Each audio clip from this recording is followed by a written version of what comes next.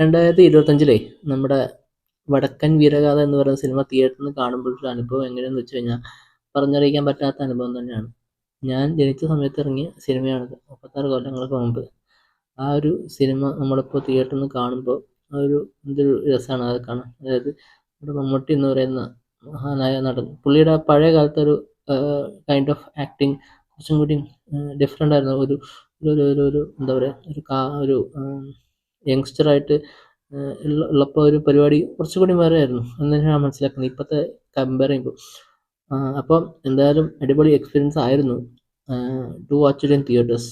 നല്ല എക്സ്പീരിയൻസ് തന്നെയാണ് ഓഫർ ചെയ്യുന്നത്, നല്ല ക്വാളിറ്റിയാണ്. ഞാൻ നേരത്തെ ഒരു ക്വാളിറ്റിനെ കുറിച്ച് പറഞ്ഞിരുന്നു. നന്നായിട്ട്